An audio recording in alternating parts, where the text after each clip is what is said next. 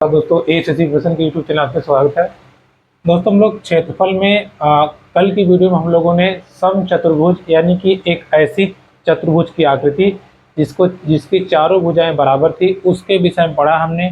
उसके क्षेत्रफल को देखा, परिमाप को देखा तथा उससे बनने वाले सभी प्रकार के प्रश्नों को हमने देखा। आज की वीडियो हम लोग क्षेत्रफल से संबंधित जो टॉपिक है उसके आगे बढ़ते हैं और हमारी जो अगली आकृति है उस पर हम चर्चा करते हैं।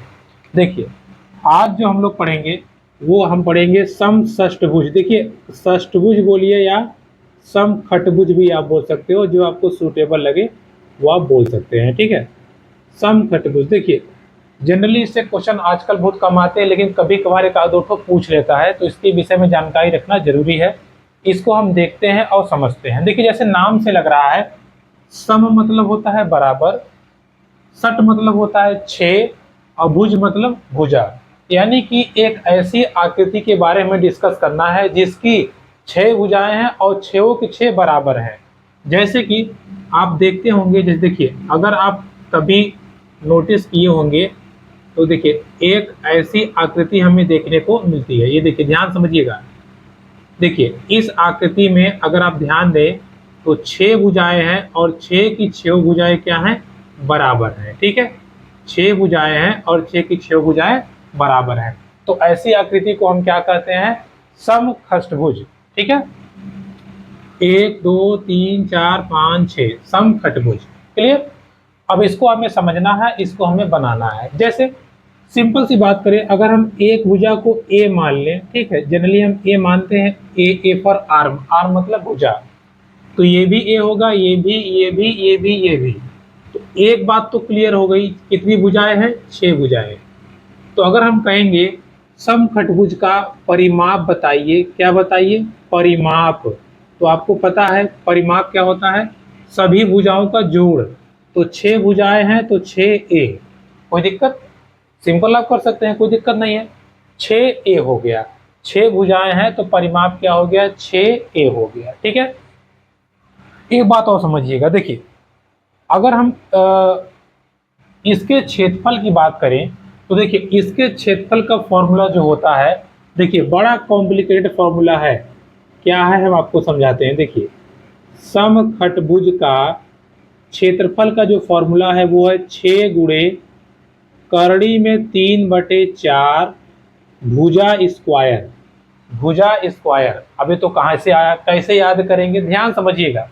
देखिए, अगर हम इस समखटभुज के बीचों बीच एक पॉइंट ले लें, अब यहाँ से देखिएगा, ये ऐसे ऐसे लाइन हम खींच दें, ऐसे ऐसे, मतलब विकर्ण को मिलाती हुई लाइन अगर हम खींच दें, विकर्ण को मिलाती हुई लाइन हम खींच दें, तो आप देखिए, अब इसमें आप देखेंगे 1 2 3 4 5 6 छोटे छोटे 6 त्रिभुज बने हैं। क्या? 6 त्रिभुज। और ये त्रिभुज की तीनों भुजाएं बराबर हैं, ए ए ए। तो ये कौन सा त्रिभुज हो गया? समबाहु त्रिभुज। समबाहु त्रिभुज का क्षेत्रफल आपको पता है, करड़ी में 3/4 भुजा स्क्वायर। कितने समबाहु त्रिभुज हैं? 6 ठो। तो कितना हो जाएगा? 6। तो 6 गुणे करड़ी में 3/4 भुजा स्क्वायर, ये होता है समखटभुज का क्षेत्रफल। अगर आप कभी भूल जाएं तो आप इस चित्र से भी निकाल सकते हैं। कोई दिक्कत? कोई दिक्कत नहीं है। चलिए आगे बढ़ते हैं। देखिए, ऐसे फॉर्मूलों का ध्यान रखिएगा कि हम कैसे बनाएंगे। तो हमने, आप देखिए, एक त्रिभुज हो गया, 2 3 4 5 6। अगर 6 त्रिभुज का हम निकाल के जोड़ देंगे तो खटभुज का क्षेत्रफल आ जाएगा। ठीक है, तो हमने परिमाप और क्षेत्रफल तो समझ हमको आ गया, भुजा भी हमारे पास आ गई। ठीक है, अब देखिए, कभी कभार क्या करता है, इसमें एक दो क्वेश्चन आपको और ऐड कर देता है। कैसे करता है समझिए। आपसे पूछेगा समखटभुज का विकर्ण बताइए। जैसे चतुर्भुज का विकर्ण होता है, वैसे ही समखटभुज का विकर्ण। विकर्ण की बात करें तो चाहे आप ये लाइन ले सकते हैं, चाहे आप ये, चाहे ये, तीनों में से कोई। 3 विकर्ण है यहाँ पे, एक ये है, एक ये है, एक ये है। अगर देखें तो a प्लस a, विकर्ण की वैल्यू क्या हो जाएगी? a प्लस a, यानी कि 2a, 2 गुणे भुजा। ये हो गया क्या? विकर्ण। कोई दिक्कत? अरे भाई, अगर ये a है तो ये भी तो a ही होगा, तो विकर्ण क्या हो जाएगा? ए हो जाएगा। ठीक है, अब हम अभी इसको मिटा देते हैं, एक विकर्ण बनाए रहेंगे बस। ठीक है, देखिएगा विकर्ण की भुजा क्या हो जाएगी, ए हो जाएगी। ठीक है, या विकर्ण की वैल्यू, सॉरी विकर्ण की भुजा नहीं, विकर्ण क्या होगा, ए हो जाएगा। अब बात को समझिएगा, यहां से 2 पॉइंट और निकल के आता है जहां अक्सर बच्चे फंसते हैं। देखिए ये तो हो गया हमारा विकर्ण, ये क्या है, ए है, ये भी ए है, और ये पूरा क्या है, पूरा ये 2a के बराबर है।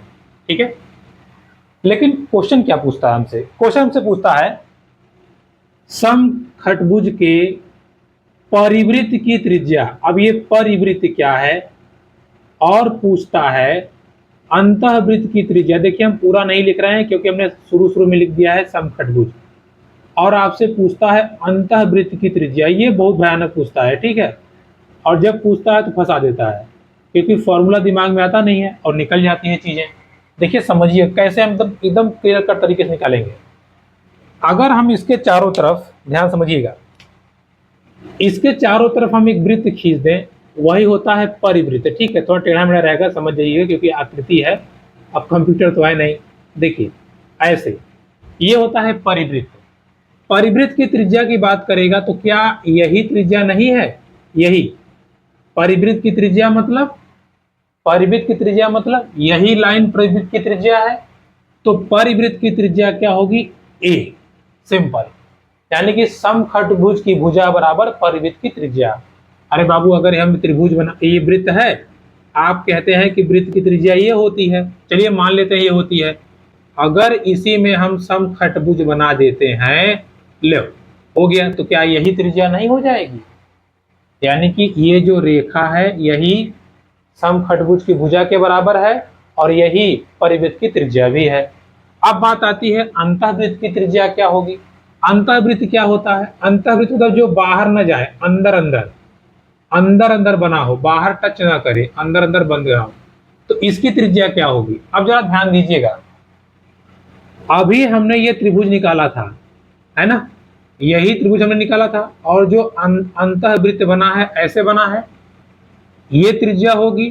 तो अगर आप बताएं समबाहु त्रिभुज की ऊंचाई क्या होती है, तो समबाहु त्रिभुज की ऊंचाई होती है कड़ी में 3/2 गुणे भुजा, और यही अंतःवृत्त की त्रिज्या होगी। क्लियर, सारी थ्योरी हमने आपको क्लियर कर दी। क्या क्या मैंने आपको बताया कि आप किसी खटभुज की, किसी भी खटभुज की भुजा को कैसे निकालेंगे, आप बताएंगे ए। ठीक है, किसी भी खटभुज की भुजा क्या होगी, ए। समझिएगा चीजों को, किसी भी खटभुज की भुजा ए होगी। ठीक है, क्या होगी, ए। अगर खटभुज की भुजा ए है, खटभुज की भुजा क्या है, ए। ठीक है, देखिए ये हमने बना दिया खटभुज, इसकी भुजा मैंने क्या बताया, ए। इसका मैंने आपको विकर्ण क्या बताया, विकर्ण, विकर्ण मैंने बताया ए और ए क्या हो जाएगा, 2a। ठीक है, विकर्ण क्या हो जाएगा, 2a। परिमाप के बारे में बात करें तो 6 भुजाओं का योग होता है परिमाप, आप देखेंगे तो परिमाप हो गया 6a। क्षेत्रफल की बात करें तो आप यहाँ पाते हैं, यहाँ पर 6 त्रिभुज बने हैं। कितने त्रिभुज, 6 त्रिभुज, और सभी के सभी त्रिभुज समबाहु त्रिभुज हैं। तो क्षेत्रफल क्या हो जाएगा, 6 गुणे समबाहु त्रिभुज का क्षेत्रफल, यानी कर्ण 3/4 a²। परिवृत्त की बात करें तो बाहर अगर कोई वृत्त बना हुआ है उसकी त्रिज्या a, अंदर कोई बना हुआ है तो उसकी त्रिज्या कर्ण में 3/2a। अब आप सोच रहे होंगे कि अंदर जो बना वृत्त उसकी त्रिज्या हम ये वाला ले लें, नहीं, अंदर जो बनेगा वो इस कोने को नहीं टच करेगा, अंदर से टच करते हुए जाएगा। ठीक है, भुजाओं को टच करते हुए जाएगा। जैसे अगर हम ध्यान दें तो अंदर जो बनेगा ना वो इसको नहीं टच करेगा, ऐसे ऐसे जाएगा वो, ऐसे जब ऐसे जाएगा, कोना टच नहीं किया तो कोने से हम कैसे लेंगे त्रिज्या, नहीं ले पाएंगे। वही बाहर वाले की बात करें तो बाहर वाला टच करते हुए जाता है। ठीक है, तो ये हो गई हमारी सिंपल थ्योरी किसकी, समखटभुज की। अब हम इससे बनने वाले सवालों को देखते हैं और बनाने का प्रयास करते हैं। देखिए सिंपल सिंपल सवाल आता है, ज़्यादा टफ नहीं आता, बस आपको थ्योरी समझना जरूरी था। देखिए सवाल क्या लिख रहा है, एकदम आसानी से करेंगे। सवाल लिख रहा है किसी खटभुज की भुजा 12 सेमी है, खटभुज का क्षेत्रफल बताइए। सिंपल, भुजा 12 सेमी है, क्षेत्रफल आपसे पूछ रहा है। क्षेत्रफल क्या होता है, 6 कड़ी में 3/4 भुजा स्क्वायर। 6 कड़ी में 3/4, भुजा स्क्वायर मतलब 12 गुणे 12, 4 से काट दीजिए, 4 तिहाई 12, देखिए 12 तिहाई 36, 36 में 6 का गुणा कर दीजिए, 36 में 6 का गुणा कर दीजिए, 216 कड़ी में 3 सेंटीमीटर स्क्वायर। बस सिंपल फॉर्मूला लिखिए, आपका आंसर आ गया, आपको कुछ करना ही नहीं है, जो पूछेगा काम हो जाएगा। ठीक है, अगला प्रश्न। अगला प्रश्न कह रहा है एक समखटभुज का क्षेत्रफल 54 कड़ी में 3 सेंटीमीटर है, या सेंटीमीटर स्क्वायर है, गलत दिया है, उसके भुजा की माप ज्ञात कीजिए। कोई बात नहीं, अभी कह रहा है कि एरिया जो है वो है 54 कड़ी में 3, यही है एरिया का फॉर्मूला। क्या होता है 6√3/4 भुजा स्क्वायर, और ये 54√3। ठीक है, हो गया। अब समझिएगा, सामने सामने काट सकते हैं, 6 कम 6, 6 9 54, कोई दिक्कत। कड़ी में 3, कड़ी में 3 कट गया, क्या आया, भुजा स्क्वायर बटे 4 बराबर 9, 9 को इधर कर दीजिए, कितना हो गया 36, 36 का वर्गमूल लेंगे 6, समखटभुज की भुजा कितनी आ गई 6, कोई दिक्कत नहीं, बस फॉर्मूला याद है तो आप फटाफट कर देंगे। और इससे ऐसे ही सवाल आते हैं, मतलब समखटभुज संबंधित सवाल ऐसे ही आपको छोटे छोटे देखने को मिलेंगे, ज्यादा आपको टफ नहीं होगा। अब सवाल क्या कह रहा है, समखटभुज का विकर्ण 16 सेमी है, उसका क्षेत्रफल बताइए। क्या बोला, विकर्ण, विकर्ण कह रहा है कि 16 सेमी है, लेकिन आपको बताना क्या है, एरिया, क्षेत्रफल आपको बताना है। अगर आप ध्यान दें तो क्षेत्रफल में हमको भुजा चाहिए, भुजा हमारे पास नहीं है, कोई बात नहीं, हमारे पास विकर्ण है ना। विकर्ण की वैल्यू क्या होती है, 2a बराबर 16, 2 से काट दीजिए 8, भुजा कितना आ गया 8, हमसे क्षेत्रफल बोला है, निकाल लेते हैं। कड़ी में 3/4 भुजा गुणे भुजा, 4 से काट दीजिए, 4 दूनी 8, 8 दूनी 16, 16 कड़ी में 3 सेंटीमीटर स्क्वायर। तो विकर्ण से हमने निकाले। देखिए 3 सवाल, तीनों अलग अलग, पहले में क्षेत्रफल पूछा, दूसरे में क्षेत्रफल देके भुजा पूछा, तीसरे में विकर्ण देके क्षेत्रफल पूछा, निकाल लिया हमने। अगर विकर्ण देके भुजा पूछता तो भुजा भी निकाल लेते, परिमाप पूछता तो 6 गुणे 1 कर देते, परिमाप भी आ जाता। तो जो भी कहेगा हम जैसे ही भुजा निकाल लेंगे हमारा काम हो जाएगा। ठीक है, अगला सवाल समझते हैं। देखिए, हाँ ये देखिए, अगला लिखा है 7 सेमी भुजा के समखटभुज के परिवृत्त का क्षेत्रफल बताइए। देखिए 7 सेमी भुजा है, परिवृत्त का क्षेत्रफल निकालना है। अब जरा ध्यान से समझिएगा, एकदम ध्यान समझिएगा। देखिए ये है खटभुज, इसने कहा इसकी भुजा कितनी है 7 सेमी, तो एक बात बताइए, परिवृत्त की त्रिज्या क्या होगी। परिवृत्त की त्रिज्या आपने पढ़ा है, जो इसकी भुजा होगी वही त्रिज्या होगी, तो परिवृत्त की त्रिज्या होगी 7। परिवृत्त की त्रिज्या का क्षेत्रफल पूछा है, वृत्त अभी आपने पढ़ा नहीं है, लेकिन फिर भी वृत्त की त्रिज्या, वृत्त का जो क्षेत्रफल होता है वो होता है पाई आर स्क्वायर, आर मतलब त्रिज्या। पाई की वैल्यू होती है 22/7, आप रख दीजिए 22/7, त्रिज्या आप रखेंगे 7 गुणे 7, 7 से 7 कैंसिल, 154 सेंटीमीटर स्क्वायर। ठीक है, कितना आया 154 सेंटीमीटर स्क्वायर आपका क्षेत्रफल आ गया, कोई दिक्कत। परिवृत्त की त्रिज्या कहा था, हम डायरेक्ट यूज कर लेंगे, हमको निकालने की जरूरत नहीं है। ठीक है, अब क्या कह रहा है अगला सवाल, समझिएगा।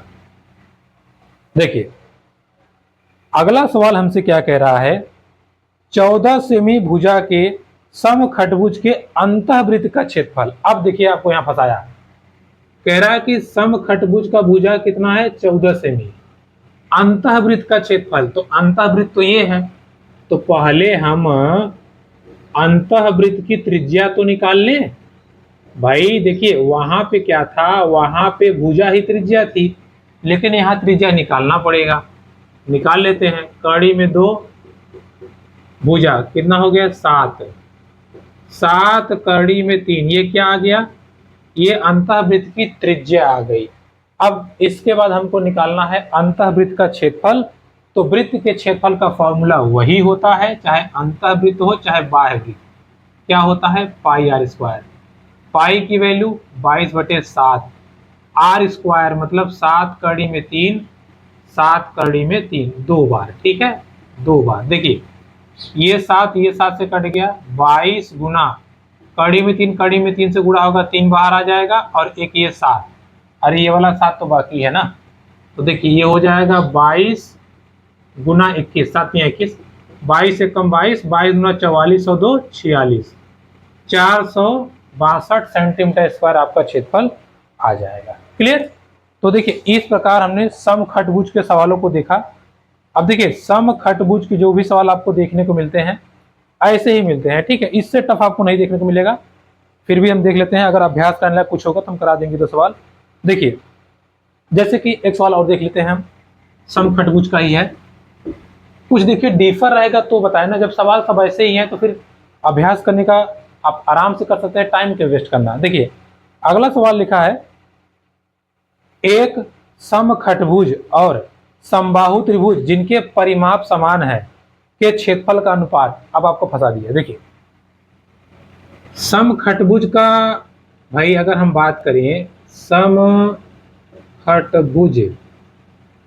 इसका परिमाप क्या होगा तो आप कहेंगे 6a दिया हुआ है। अगर हम समबाहु त्रिभुज की बात करें, समबाहु त्रिभुज, इसका परिमाप क्या होता है 3a।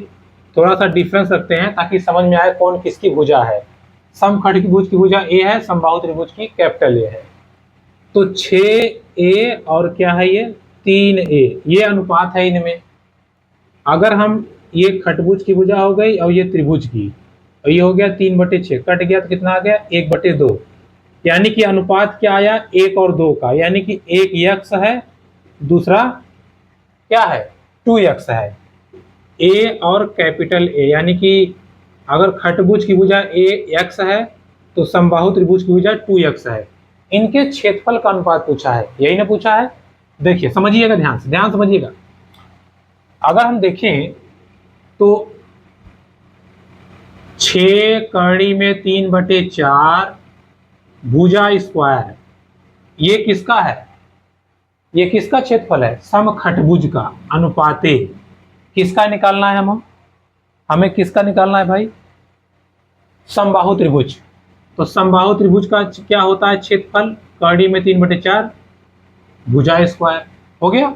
देखिए इसका मतलब होता है बटे में है, कड़ी में 3/4, कड़ी में 3/4 सीधा कट गया। कोई दिक्कत हो बताइए, कोई दिक्कत नहीं है। क्या आया 6a स्क्वायर बटे कैपिटल A स्क्वायर, यही आया। अरे भाई ये a बचा है, 6 बचा है। देखिएगा 6a की जगह पर हमें क्या रखना है x स्क्वायर, कैपिटल A की जगह पर क्या रखना है 2x का होल स्क्वायर रख दीजिए। 6x स्क्वायर ये हो जाएगा 4x स्क्वायर, पूरा कट गया, 2 3 6, 2 दूना 4, यानी कि 3:2। कितना अनुपात आ जाएगा 3:2। क्लियर हो गई बात। तो आप देख पा रहे होंगे 3:2 आपका आ गया क्षेत्र अनुपात आ गया, ठीक है, जब समबाहु त्रिभुज और समखटभुज दिया हो तो। क्लियर हो गई बात। देखिए इसके बाद हमारा ये टॉपिक यहीं पे समाप्त होता है। देखिए और भी सवाल हैं, बट और सवालों को करने कोई मतलब नहीं है, कारण ये है कि सब ऐसे ही है, भुजा देखिए ये पूछा वो पूछा, तो आप आराम से कर लेंगे। तो हमारा ये समखटभुज का टॉपिक यहाँ क्लियर होता है। देखिए छोटे छोटे टॉपिक हैं, कभी कभार आपको फंसाने के लिए एक आध दो क्वेश्चन दे देता है, तो उससे बचने के लिए थोड़ा सा हम इस पर अभ्यास करना हमारा जरूरी है, ठीक है। अब हम आगे बढ़ते हैं और अपने अगले टॉपिक पे चर्चा करते हैं, जो कि हमारा अगला टॉपिक है समलंब चतुर्भुज। देखिए नाम से समझिएगा, इसको कहते हैं ट्रपेजियम, समलंब चतुर्भुज। तो इंग्लिश जानने की जरूरत नहीं है आपको, वैसे भी पेपर सब में आता है, ठीक है। समलंब चतुर्भुज, अब देखिए नाम क्या लिखा है समलंब चतुर्भुज। समलंब, सम मतलब बराबर, लंब मतलब लेंथ, और उसके बाद में चतुर्भुज 4 भुजा वाला, ठीक है। समलंब चतुर्भुज की बात करें तो एक ऐसी आकृति, आपको इसकी डिफिनेशन पढ़नी है, एक ऐसी आकृति जिसकी 2 भुजाएं क्या हो समांतर हो, 2 भुजाएं समांतर हो। देखिए 2 भुजाएं समांतर हो। अब ये समांतर क्या है समझाते हैं। ये आकृति ऐसे भी हो सकती है, ये आकृति ऐसे भी हो सकती है, ठीक है। तो आपको ऐसा ना हो कि हमने ऐसे बना दिया तो आप यही समझें, ऐसे भी हो सकती है। ये दोनों भुजाएं समांतर हैं। समांतर भुजाओं का मतलब क्या होता है समझाते हैं। देखिए, ऐसी दो भुजाएं जो अनंत काल तक एक दूसरे से न मिले मतलब पता नहीं कहाँ मिलेगी, हमको क्या पता है। जैसे हम अगर दो लाइन खींच दें, आप समझिए ऐसे ऐसे, तो आप सोचेंगे कि जब हम इस लाइन को आगे बढ़ाएंगे तो कहीं ना कहीं जाके मिल जाएगी लाइन, ऑब्वियस सी बात है। या हम ऐसे खींच दें, तो आप ऐसे मान लीजिए बड़ा सा खींच दें, हमने कहा ये लाइन, तो आप कहेंगे इसको जब आप आगे बढ़ाएंगे तो कहीं ना कहीं मिल जाएंगी। परिभाषा तो ये कहती है दोनों मिलना नहीं चाहिए। इसका मतलब क्या हुआ, ये समानांतर नहीं है। तो समानांतर क्या होंगी, देखिए ये लाइन, अब ज्यादा देखा आप ऐसे आगे बढ़ाते जाइए, बढ़ाते जाइए, बढ़ाते जाइए, बढ़ाते जाइए, बढ़ाते जाइए, बढ़ाते जाइए, श्रीलंका पहुंच जाइए, मिलेंगी ही नहीं लाइन ये। अर्थात दो ऐसी लाइनें जो कभी नहीं मिलती या अनंत में मिलती हैं, कहाँ मिलती है हमको नहीं पता, उन्हें हम समांतर लाइन कहते हैं। साथ ही साथ इन दोनों भुजाओं के, इन दोनों लाइन के बीच का अंतर हमेशा बराबर रहता है, चाहे आप जहां मेजर कर लीजिए। जैसे हमने ये लाइन खींचा, हमने कहा ये 2 सेंटीमीटर है, तो ये भी 2 ही होगा, ये भी 2 होगा, ये भी 2 होगा। ठीक है, बस ध्यान रखने के लिए, समांतर रेखाएं वे रेखाएं हैं जिनके बीच की दूरी हमेशा बराबर होती है और वे अनंत काल पे मिलती हैं या पता नहीं कहाँ मिलती है। ठीक है, बस इतना हमको जानना था। अब इसमें हमें पढ़ना क्या है वो समझिए। समलंब चतुर्भुज का क्षेत्रफल हमको समझना है। समलंब चतुर्भुज का क्षेत्रफल, यही हमको समझना है। देखिए, इसका फॉर्मूला है 1/2 समांतर भुजाओं का योग गुणे ऊंचाई, गुणे ऊंचाई। ठीक है, समांतर भुजाओं का योग गुणे ऊंचाई। अब ये ऊंचाई कहां से आ गई, देखिए ऊंचाई मतलब यही, इन दोनों के बीच की कितनी गैपिंग है, कितनी गैपिंग है। चाहे आप ये ले सकते हैं, दोनों में से कोई भी, दोनों नहीं, दोनों में से कोई भी, तो यही होता है। बस इसका एक ही फॉर्मूला ध्यान रखना है और इसके बाद हमें डायरेक्ट सवाल करने हैं। ठीक है, बस एक ही फॉर्मूला ध्यान रखना है। चलिए आगे बढ़ते हैं और हम इससे बने वाले प्रश्नों को समझते हैं। पहला सवाल है, किसी समलंब चतुर्भुज की समांतर भुजाएं 20 सेमी 25 सेमी है, इनके बीच की दूरी 18 है, क्षेत्रफल बताइए। लो सिंपल, कोई बात नहीं, 1/2 गुणे ऊंचाई, समांतर भुजाओं का योगफल 20 + 25, ऊंचाई कितनी दी हुई है, ऊंचाई दी हुई है 18, कर दीजिए 1/2 45 गुणे 18, कट जाएगा 9 आएगा, 9 × 5 = 45, 9 × 36 और 4 40। लो हो गया, क्या दिक्कत है बताइए। सिंपल, केवल फॉर्मूला रखिए आपका आंसर आ जाएगा। जो पूछा जैसे पूछा है पढ़ा लिखा आंसर आ जाएगा। ठीक है, इसमें एक ही फॉर्मूला है ही। आगे समलंब चतुर्भुज का क्षेत्रफल, आगे समझिए क्या लिख रहा है। एक समलंब का क्षेत्रफल 580, इसकी समांतर भुजाएं 30 सेमी 28 सेमी है, इनके बीच की दूरी, कोई बात नहीं, हम वही फॉर्मूला लगाएंगे। क्षेत्रफल फॉर्मूला क्या होता है, 1, समांतर भुजाओं का योग हम मान लेते हैं A1 + A2, हाइट मतलब ऊंचाई। 580 दिया हुआ है क्षेत्रफल 1/2, समांतर भुजाएं दिया हुआ है 30 + 28 और ऊंचाई हमारे पास नहीं है, यही हमको निकालना है। क्या हो गया, 580 बराबर 1/2, ये जोड़ देंगे तो आ जाएगा 58 गुणे h, 58 डायरेक्ट कट जाएगा, 58 10, कैंची गुणा कर देंगे तो 2 × 10 यानी कि 20। कितनी आ गई ऊंचाई, ऊंचाई आ गई 20 सेंटीमीटर। ठीक है, देखिए फॉर्मूला बेस्ड है, केवल आपको फॉर्मूला रखना है और फॉर्मूला रख के ही पट से अपना आंसर निकाल लेना है। ठीक है, फॉर्मूला रखना है और फॉर्मूला रख के आंसर निकाल लेना है। चलिए अब आगे बढ़ते हैं और कुछ सवालों को समझने का हम प्रयास करते हैं। ठीक है, इसी चैप्टर का है सवाल, कहाँ गया भाई, हाँ देखिए, अब हम इन सवालों को बनाने का प्रयास करते हैं। देखिए अगला सवाल है हमारा, कहाँ गया यार, देखिए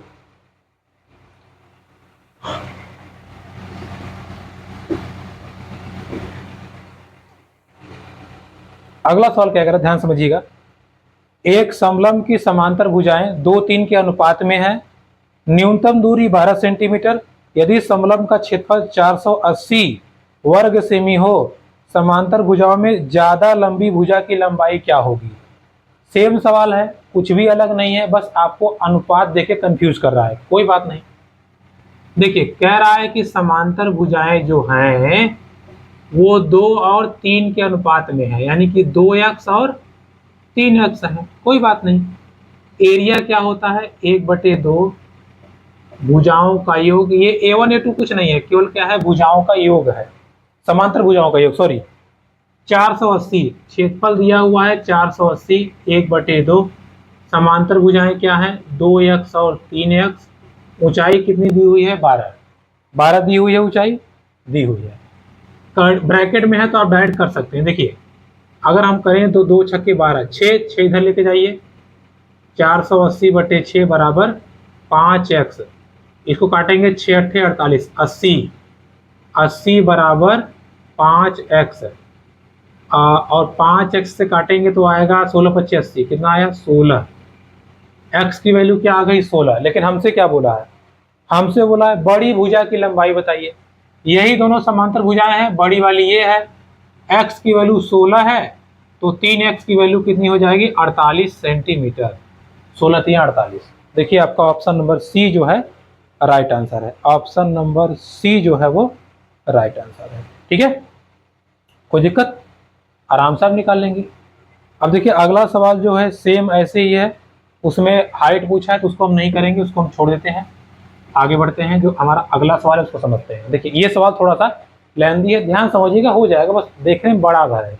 क्या है, एक ट्रेपेजियम मतलब समलंब का क्षेत्रफल 384, उसकी समांतर भुजाएं 3 और 5 के अनुपात में है और उनके बीच की दूरी 12 सेमी है। तदनुसार यदि प्रत्येक समांतर भुजा में 2 सेमी की वृद्धि की जाए तो ट्रेपेजियम के क्षेत्रफल में कितना वृद्धि हो जाएगा। दो सवाल आपको जोड़ दिया। पहला सवाल जो दिया है वो तो इसके जैसा ही है, कहा है क्षेत्रफल 384 है, ऊंचाई 12 है और अनुपात 3 और 5 का है। कोई बात नहीं, अगर अनुपात 3 और 5 का है मतलब 3x और 5x, क्षेत्रफल बराबर क्या होगा 1/2, 3x प्लस 5x, ऊंचाई दिया हुआ है 12 और क्षेत्रफल कितना दिया हुआ है 384, यही दिया हुआ है भाई, सवाल में तो यही दिया हुआ है। ठीक है, आप समझते हैं, देखिए 2 से काटेंगे तो 6 हो गया, 6 गुना में इधर जाएगा तो भाग में हो जाएगा, 384/6 और ये 5 3 8x। 6 से काटेंगे 6 छक्के 36, 6 चौके 24, यानी कि 64 8x, 8 अठाई 64, कितना आया, x की वैल्यू आ गया 8। पहली समांतर भुजा कितनी हो जाएगी 24, दूसरी समांतर भुजा कितनी हो जाएगी 40। लेकिन अब सवाल में बोल रहा है कि दोनों समांतर भुजाओं में हम अगर 2 जोड़ दें, कितना जोड़ दें 2, ठीक है, 2 अगर हम जोड़ दें तो जो नया क्षेत्रफल आएगा और इस क्षेत्रफल में कितना अंतर आएगा। अब हमारे लिए मैटर फंस गया, ये सवाल हमको डबल कर दिया, डबल मतलब इसमें खुरपेच कर दिया। तो पहले हम इस क्षेत्रफल को निकाल लेते हैं। ठीक है, बात को समझिएगा कैसे निकालते हैं। देखिए क्षेत्रफल को हम निकाल लेते हैं, कैसे निकालते हैं देखिए समझिएगा। ये हो गया, ये हो गया, हाँ ठीक है। देखिए पहला क्षेत्रफल हमारा 384 दिया हुआ है, अभी कह रहा है इसमें 2 बढ़ा दीजिए, कितना हो गया 26, इसमें 2 बढ़ा दीजिए कितना हो गया 42। अब बताइए जो नया क्षेत्रफल आएगा वो कितना आएगा 1/2, 26 प्लस 42 गुने ऊंचाई तो 12 है, ऊंचाई में कुछ कहा नहीं है, काट देंगे 6 आ जाएगा, और 26 42 देखिए 6 2 8 और 4 2 6, 68 गुणे 6, 6 8 48 और 6 छक्के 36 और 4 40, 408। देखिए नया क्षेत्रफल 408, पुराना 384, हमसे पूछा है अंतर, अंतर निकाल देंगे, 408 माइनस 384 कितना आएगा, 8 में से 4 गया 4, 10 में से 8 गया 2 और ये 2, 24 सेंटीमीटर स्क्वायर। ठीक है, अंतर कितना आ जाएगा 24 सेंटीमीटर स्क्वायर अंतर आ जाएगा, जो कि आपका नया अंतर होगा। ठीक है, मतलब पहले जो था उससे कितना होगा 24। कहाँ गया यार सवाल, कहाँ गया, हाँ, आपका जो सेकेंड नंबर ऑप्शन है वो राइट आंसर हो जाएगा। ठीक है, जो सेकेंड नंबर ऑप्शन है आपका राइट आंसर हो जाएगा। कोई दिक्कत? चलिए, एक ट्रापेजियम का क्षेत्रफल 475, ले पहले क्षेत्रफल दे दिया।